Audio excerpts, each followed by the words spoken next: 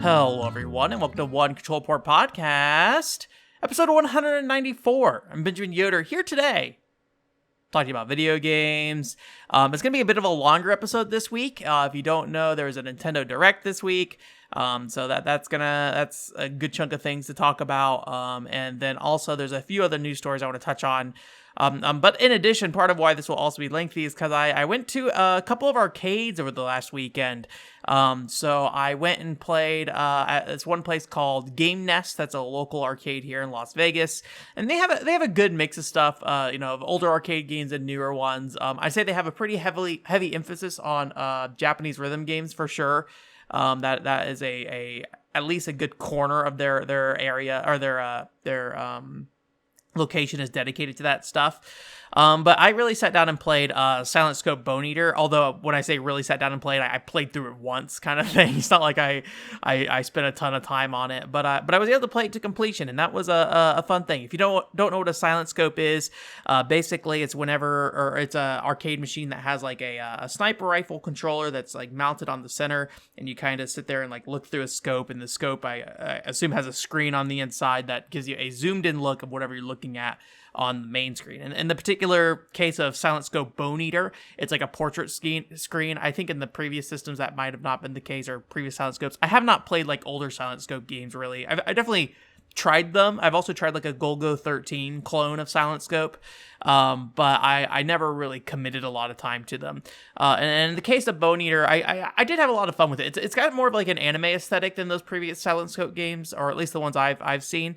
So you're like this main guy and this main girl. You play as the main guy. The girl just kind of is your like character who's like in the screen or whatever, and like guiding you around. She has like this grapple hook, and I can't remember. She might have like a jetpack too, and so she kind of like, I think, like brings you between different buildings, so she like swings around the city and things like that, so you're kind of flying all over, landing on the sides of buildings, and then sniping with the sniper rifle. It does that arcade thing where they have like the air fans or whatever at the top, so when you're swinging around, the system like will blow air in your face to kind of simulate that the wind blowing into your face kind of thing. So I think that kind of stuff is neat, especially since it's something you can't really do in like a home console. There were those controllers that had like the little fans on the back of them to like cool your hands or whatever. So just play a game with that, turned around, blow it up on your face. Anyways, so yeah, it was pretty fun. I think the challenge I have with that game is knowing how often I should be looking down the scope and how often I should be referring to the main screen. Obviously, when you're shooting, you want to be looking down the scope, but on the main screen, that seems to be helpful for like, picking out enemies and things like that.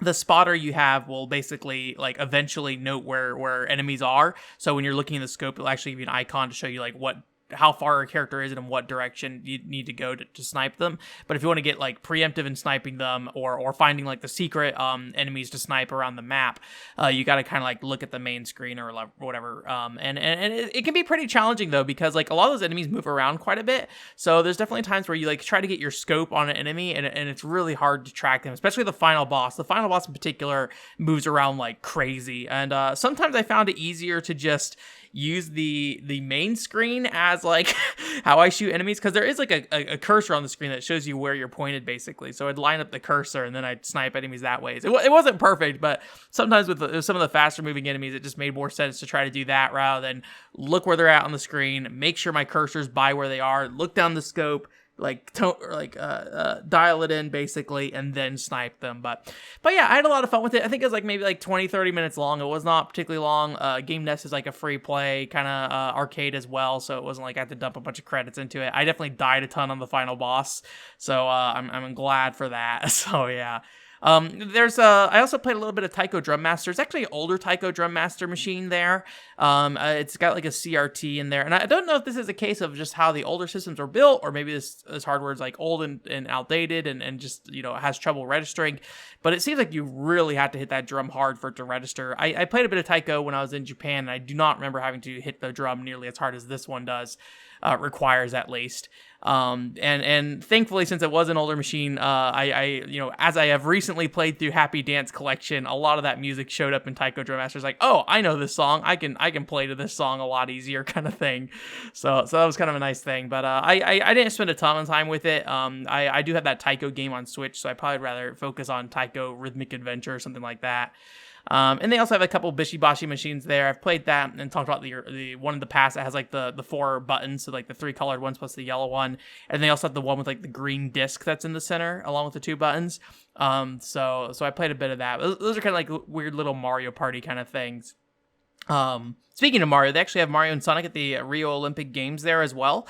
I thought that was pretty cool. It definitely felt like a Wii game in like arcade game form. You have like these 2 little balls that you put your hands on, and they got levers, and they kind of like act as giant joysticks. And then you have like a pressure pad below you, so you can kind of jump on the system or run in place. So they're basically like little mini games where you just throw javelins and run or do like I think one was like some kind of throwing. Oh no, there's like a swimming mini game that I played as well. So it was a neat little thing. I don't know if it would be worth like I think the 100 yen it probably would have cost to play, honestly.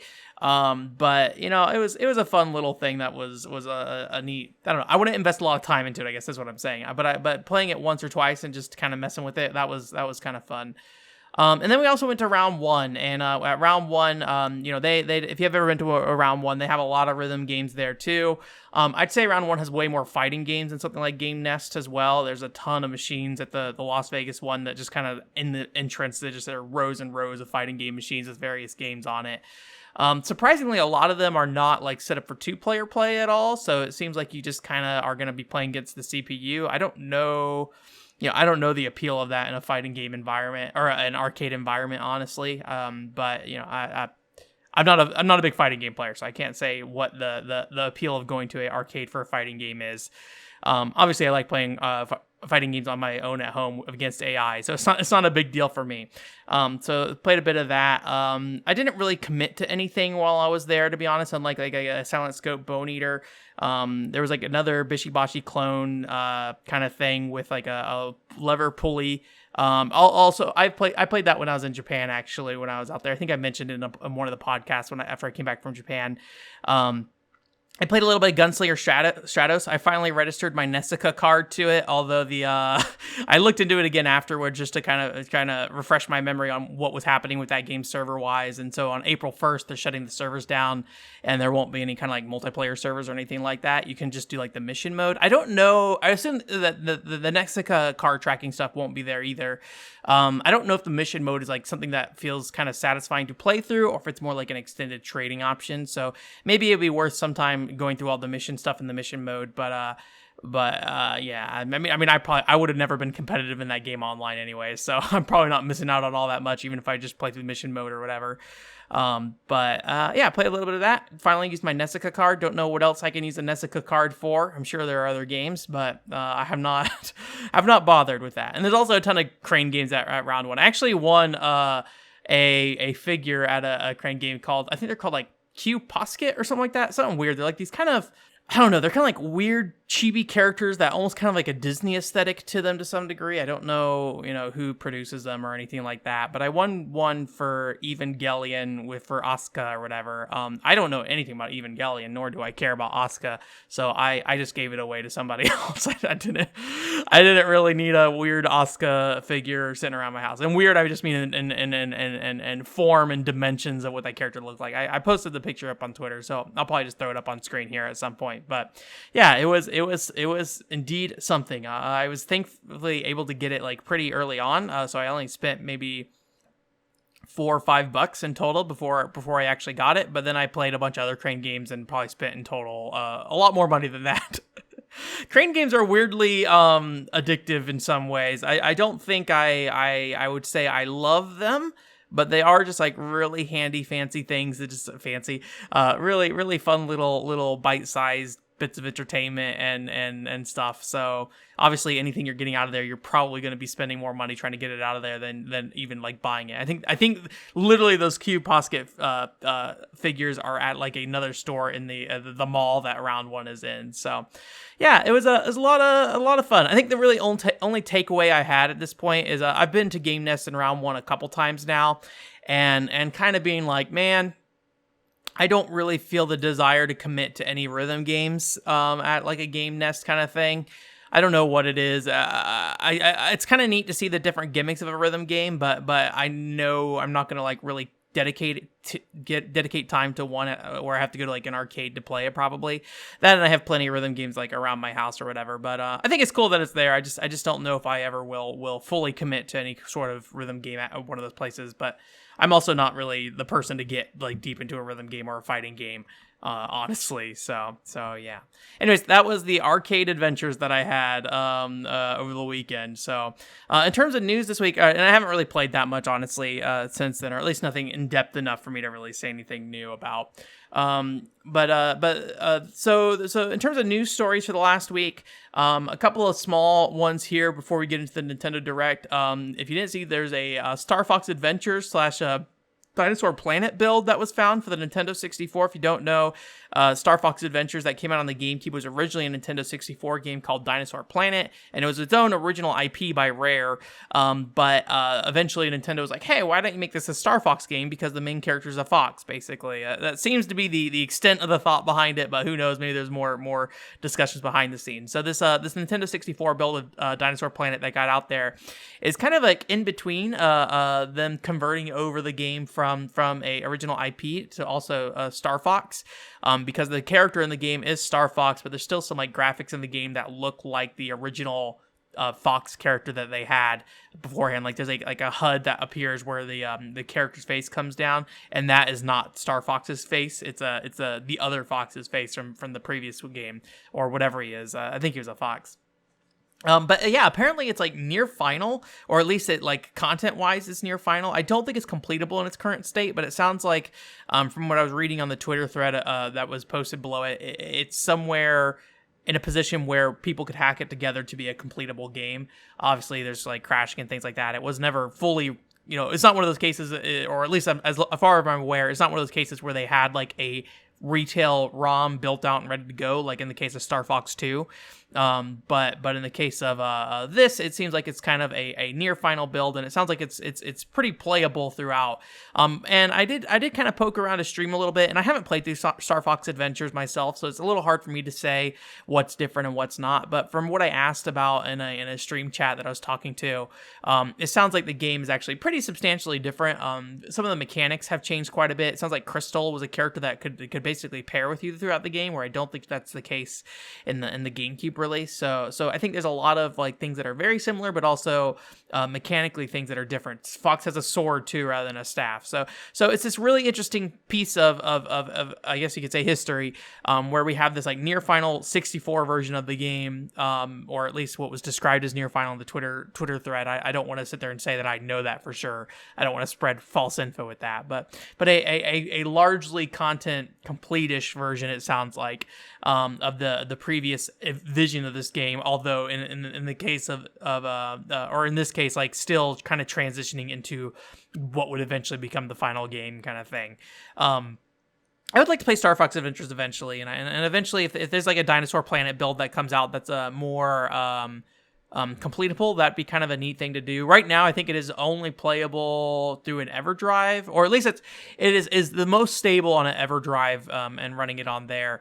I believe you can also put it into like Project 64 and things like that, but from what I was reading, it sounds like it's pretty bugged out if you try to do that right now. So maybe not the best experience if you do an emulator, despite that probably being the easiest way to probably access it these days. I need to eventually get a 64 EverDrive, but it's just not important at this time, so that probably means I'll never get one unless I get like really obsessed about one particular thing that I want to dive into or something. There's also some Xbox backwards compatibility updates that was kind of interesting. Basically, they had 5 games that they updated: Lucky's Tale, UFC 4, Watch Dogs 2, Sniper Elite 4, and Far Cry 4. And what these patches did for the Xbox Series S and Xbox Series X was increase the game's frame rates from in some cases it's like 30 to 60, other cases it's like a game like Sniper Elite 4 was running between like 20 to 25 frames, and then they increased it to 60 from there. And I think Lucky's Tale they went from 60 to 120 frames per second. But what's kind of interesting about this from what the Digital Foundry video was explaining was basically they didn't make any code changes to the games themselves. What they did was they have like the shell running over top of the game, and through that they have essentially increased like the amount of frames that the game is rendering out, but the game code itself still thinks it's running at its original frame rate, basically. So it basically like thinks it's running at 30 frames per second. So to my understanding, that would like the game code itself is not saying, hey, run at 60.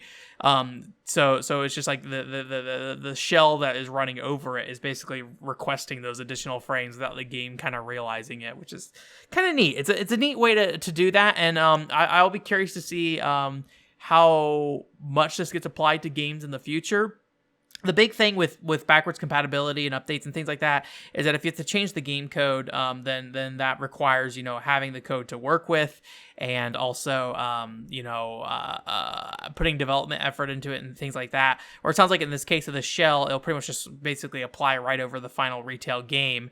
And then there might need to be some testing and adjustments made, it sounds like. So it's not something that they can just release for every game, it sounds like, but it's something that is a easier way for publishers to justify updating their previous games to run better. Now, the thing that always comes into play here is, a lot of developers, or at least these days, a lot of publishers like to re-release their games. So, would you want to provide this for free, or would you want to, charge people for Far Cry 4 4K edition, Far Cry 4K, however many years down the line for however much money, rather than just provide people a free update that makes the game run in like 60 frames per second. It actually, I said 4K, but it doesn't actually up the resolution as far as my understanding is. So the game will always, or at least right now in these games they released, will run in the original resolution. So I think Far Cry 4 might have been 1080p. There's one game I think that they said was 900p. I think it might have been Watch Dogs 2, and that final game still only runs in 100 or 900p at the highest. So yeah. So it's an interesting thing, and I hope we see it applied to more games. It really, whether or not it matters, really just depends on how much Microsoft pushes this out and how aggressive they are. It's the problem that backwards compatibility always has on these platforms, though, is that it's only as good as however many publishers are willing to get on board and how much effort they're willing to put into it, because it's not native hardware emulation. So you can't just throw your disc of what was that MediaVision mouse game? It's like Mousecapade or something. I don't know. There's like an Xbox mouse game made by MediaVision. If you put that in your Xbox Series X, probably won't run. I guess I can't say for sure, to be honest with you. I have not confirmed that game does not run on a Xbox Series X, but it's probably not. I don't know. Don't ask me. Anyways, point being, it's easier if it's like a hardware backwards compatibility rather than something you have to build a shell out for. So. And one little update here before getting Nintendo Direct stuff. The Solomon program was announced for release. It is finally coming out, and it's actually coming out very soon. It's coming out on February 25th. However, they apparently decided not to do a retail release, and they apparently decided not to basically sell it as a digital product. So what happens is that now it's a free-to-play game. They haven't really said much about the billing model. I assume you're going to be able to pay to pull packs of monsters and things like that. I will definitely check it out and spend some time with it. I will say the free-to-play model is not something I'm particularly fond of. And I also, I don't know how much I ever talked about this on the podcast or anything like that. I was not a huge fan of the updates made in the 2.0 demo they put out. Or I don't know if it was 2.0, but the second demo they put out. I think they did a lot of things with that game's user interface that kind of got in the way of helping the player understand how how the AI in that game works. So the original game was very clear about how characters move around and what is causing them to do what. Where the second game or the second release of the demo, you could look at that stuff, but it was very obstructive. It would cover up parts of the screen in a way that I did not like. So it made it a lot harder to just like leave that little display open and watch it while the characters walk around, so you have an understanding of what was happening. And in the most recently released screenshots they put out, it seems like that's still the case at the moment. So we'll see how I feel about the final game in the end. But I'm looking forward to checking it out. Oh, one other thing is that apparently Limited Run Games finally put up a page for Curse of the Moon 2. After, I think it was like July last year, they announced they were doing a physical copy of Curse of the Moon 2. So on the 26th of this month, you'll be able to start pre-ordering it, I assume for about a month. And then I guess in November or something. I don't think they put like an estimated delivery date yet, but with how Limited Run Games has been lately, like for me at least, chances are it means that I won't actually play that game for another 9 months or something like that. Something ridiculous. I definitely, I've said it before, I appreciate what Limited Run Games does, and what they offer, but I think at this point I'm just like getting more and more frustrated by the physical market space of games and how a lot of that stuff is just limited time releases, collector's editions. I don't really need the PCP Splash collector's editions, right? I just want the standard game box, right? That is what I want. I like to have a physical disc, but just like having to stress about all these things all the time is annoying. And it's definitely making me get to the point where I'm like, maybe I should just buy stuff digitally, and then if I care enough in the future, I can buy something physically, right? But I don't know. It's kind of frustrating. Analog Duo, I'm also super worried about. I really want Analog Duo because I really do want to start looking at PC Engine games, disc ones specifically. And I was trying to run Private Idol on a PC, and I was having issues with running it on a PC, which it's not bad, but I would rather have a more reliable experience where I'm not going to run into issues where cutscenes don't play, especially in a game like Private Idol where the cutscenes are a huge part of that game. Like I don't want to miss cutscenes and things like that. So I would like to have something that's reliable and isn't going to bug out on me regularly. That'd be nice. But the fact of the matter is that I think those analog hardware orders, like I saw the Analog Pocket is still not in a position where you can get an Analog Pocket, and it's been like 6-9 months. My greatest hope is that the Analog Duo is something that's not as in demand. So as a Game Boy Pocket, I feel like the Game Boy-ish form factor for games was a lot more appealing for people. I don't think as many people are as interested in the Analog Duo, but that also probably means they're making less of them. So I don't know. It's frustrating. I'm just venting about the difficulty to acquire things that I feel like should be somewhat readily available. I don't know. Anyways, Nintendo Direct this week. That was a surprise. I think it's been a very long time since there's been a Nintendo Direct. So I always come to these things without many expectations, and I think that's always helped me out quite a bit, especially since I am a Nintendo fan. So I definitely enjoy some of the more niche announcements and things like that, where I feel like with the Sony and Microsoft's press conference, I'm usually there just kind of see what they have to offer and kind of understand their strategy, where Nintendo platforms generally there's like actual games I'm interested in. So that's always the nice thing about them. One game that I probably won't play, but it did make me think a little bit, was Mario Golf Super Rush. I think I don't really have a lot to say about Mario Golf. I haven't played a Mario Golf game since the Nintendo 64.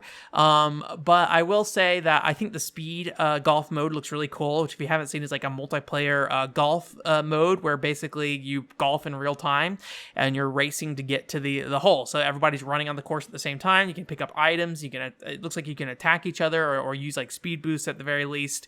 You get like stars and things like that. So it looks like a really neat mode in that game, and I'll probably actually be keeping an eye to see kind of how that mode turns out. That might make me want to at least check it out, but at the same time, I don't really have a ton of desire to play a Mario Golf game. I will say it does make me wonder, like seeing this game made me wonder about like the current state of the Mario sports games, specifically and how people feel about them. I'm not saying this as somebody who's like, oh man, Mario sports games are not what they used to be. I have no feelings or opinion on most Mario sports games outside of Mario Tennis Aces, just because even the ones I played when I was a kid, I don't remember anything about. But I do feel like that other than the people who point out like the original Game Boy Color one, I think for some of those, I think there might have been a Game Boy Advance one that people like as well, and the original 64 releases, maybe like Power Tennis on GameCube. Every Mario sports game that's really come out since, Chargers is another one, or Strikers Charge or whatever it's called, the soccer one. But pretty much every Mario game that's come out since the GameCube, I feel like Mario sports game that's come out since the GameCube has been really underwhelming to most people. It seems like I could be wrong about this. I'm sure there's people who love these games, and I will say that these games are probably all good games. But I just don't really see anybody who is like I just don't really see that big like response of like, hey, this thing is amazing and great every time. It feels like every single one of them kind of has left something to be desired from what I hear from other people. Now, I did play Mario Tennis Aces, and I will say I really like the Mario Tennis Aces tennis mechanics. The mechanics themselves in Mario Tennis Aces are great, but the content of the game I remember feeling kind of lacking. I did play through the story mode, and I did enjoy the story mode, but I remember it being very, very short and not really having a Mario feel to it in a lot of ways. Outside of the boss fights were very cool. But a lot of the normal tennis matches just felt like normal tennis matches, and I kind of expect more out of a Mario game. But again, that's not to say it wasn't bad. I'm kind of curious how people feel about Mario sports game when they get announced now. I feel like it's becoming a growing niche of people who care about that genre, or at least passionate people on the internet, right? I think Mario sports games still sell very well. So yeah. Famicom Detective Club is getting a US release, which I was really excited about. Although, it's one of those games that I really want to buy, and I really want to support them bringing it over. But at the same time, I picked up Buddy Mission Bond, the import for that. I also have a copy of Steam Prison on the way, and I have a variety of other visual novels just kind of laying around. So it's hard for me to really see a situation where I'm going to play a lot or play Famicom Detective Club at all, basically. So I think it's more of an interesting thing from like a historical perspective, and like the fact that Nintendo was making these kind of games. That, and it's like a Famicom game initially, and then there's also the Super Famicom release. I tried to play one of the Super Famicom games fan translated a long time ago, but I just never committed to it. Whenever something's on emulator, I have a really hard time committing to it. So it's something I never got around to. But I'm really glad it's coming over. I think it's coming over with its collector's edition as well, which seems kind of crazy for that kind of game. Although I wouldn't be surprised if that's the only way you can get a physical copy of Famicom Detective Club. But we'll see. Maybe that means that Buddy Mission Bond actually has a chance of getting localized. That'd be nice. I wonder if it's one of those cases where they're going to try Famicom Detective Club first, see how it does, and then if it sells well, maybe bring over Buddy Mission Bond. I don't know how much overlap there is between those audiences, but at least in terms of the types of games they are, I imagine they're kind of similar. Square Enix announced a game called Triangle Strategy, which seems to be a part of that like Octopath Traveler, Bravely Default kind of style of game that they've been putting out, where it's like a knockoff of their own franchises, which is kind of weird. It's like, hey, we're gonna make a Final Fantasy or a Saga game, but we're actually not gonna call it either of those things. So Triangle again is a Final Fantasy Tactics style strategy RPG with the aesthetics of like an Octopath Traveler, so that kind of like 3D pixel art kind of look.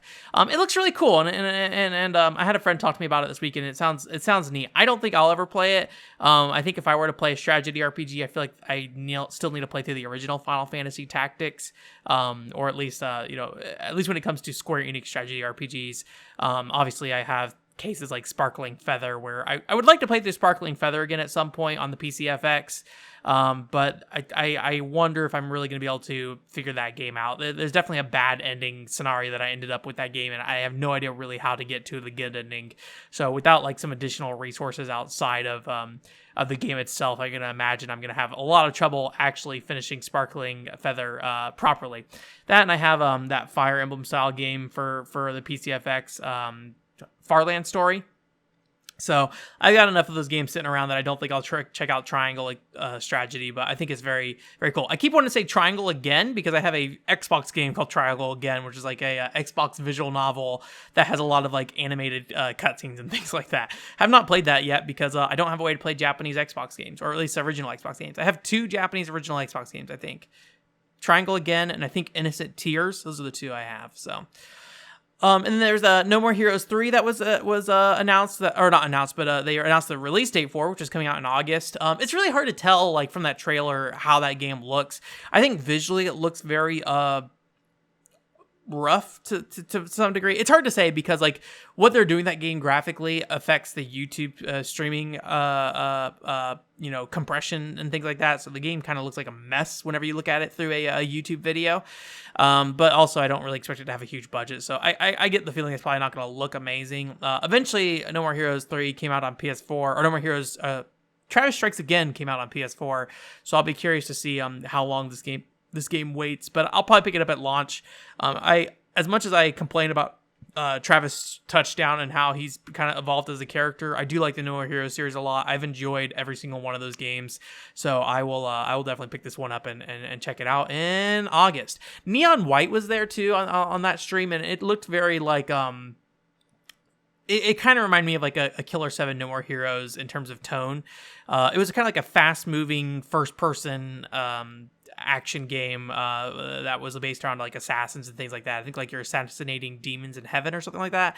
I thought that looked pretty nice, but I have nothing else to say other than I thought it looked pretty nice. I will never play that game, I'm absolutely sure.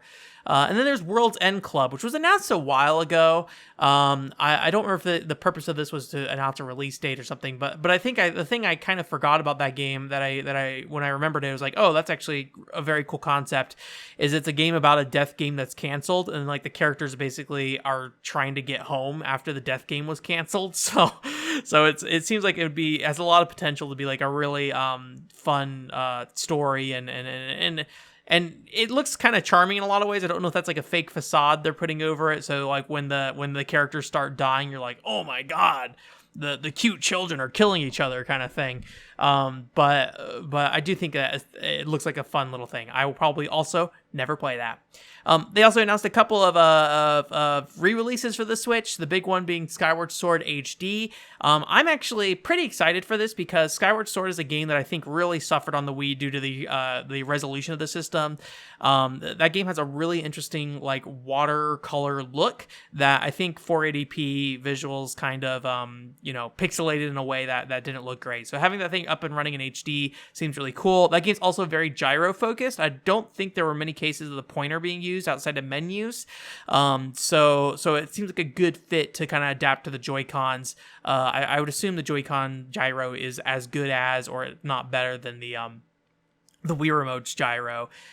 So hopefully that means actually improved controls, unlike other games that have the pointer functionality, Wii games that got ported to the Switch, because when a game uses the actual pointer and then you switch to like a gyro, you do lose a lot of accuracy. But thankfully, for better or for worse, Skyward Sword didn't really use the pointer all that much. Even like using the bow, you were using the gyro for the bow and things like that. So I'm really interested in this, and if hero mode is available from the start, I may look into picking this up. The biggest pill to swallow with this is that the game is $60. Which, hey, there's always the conversation of what is the value of a game, right? In terms of like, is a game worth $60 for the content that's in it? And I think on the base level for Skyward Sword, I would say absolutely yes. If you're going to pay $60 for Skyward Sword, you're probably not going to be too disappointed. But there's also the thing of the age of the game. Also, the game's original price was also $50, so it's even more expensive than when it originally came out. Whether it's right or not to say, time matters when it comes to pricing. I think everyone has that expectation in the real world, and Nintendo charging $60 for this game is it's very difficult for me, at least, to justify that purchase for a game I've already played. I think if you're buying Skyward Sword new, cool. But if you've already played Skyward Sword, or unless you're like a super fan who just wants to sit down and play through that game again, maybe a little hard to swallow that. So I might wait to see if the game goes on sale at some point. If maybe the digital version gets down to like $20 at some point. I feel like that's the sweet spot for me when it comes to Skyward Sword. But yeah, I really want to try that game on hero mode, and I would like to play through that game again. And I never 100%ed it, and I've 100%ed every other 3D Zelda, with the exception of Breath of the Wild, because I do not like Breath of the Wild very much. That and 100%ing that game seems like an absolute nightmare. So it doesn't seem like a game that was intended for you to 100% Breath of the Wild. Like the little what are they called? The little golden poops or whatever. It seems very much like those things were never meant to be fully completed or collected. or anything like that. So the other game that they announced to come to Switch, and I hope we see more 3DS games come to the Switch, is Miitopia, the Mii-based JRPG. I don't know if it's technically a JRPG, but it's an RPG for the Switch, and I am pretty excited for this. I think I will pick this up. I think it is one of those cases where it's also $60 when the original game was like 30 or 40. But like I said earlier, I have not ever played Miitopia, so I don't really feel too bad about buying the original game, and I personally would rather play it on console than I would on handheld. So Miitopia, I think I might go ahead and pick up. I don't know when it was coming out. But yeah, it's like a little JRPG featuring your Miis. I'm a big fan of Tomodachi Collection and Tomodachi Life. And this is kind of in that same vein, and it's the only one I have not played yet in that vein, I think. I don't know if they have the little like dialogue in that game, like, the characters, you could make them say whatever you want them to say. I don't think they ever had that in Miitopia, unfortunately. So I don't think they announced anything like that during the show, but that'd be the one request I would have of like big things I'd want out of that game in terms of updates. I think they're adding new content too. I think you can get on horses now, whatever that means. I mean, obviously you can kind of ride it around, but I think it was like a very simple JRPG kind of built out of the Street Pass RPG for I forget what that was called on Street Pass, but it was like a Street Pass game where you have your Miis go through like an RPG thing, and I played that one to death. I played a lot of that, which was helpful when I was in college, that I was able to get a bunch of people from college regularly, so I was able to level up a lot of characters and things like that.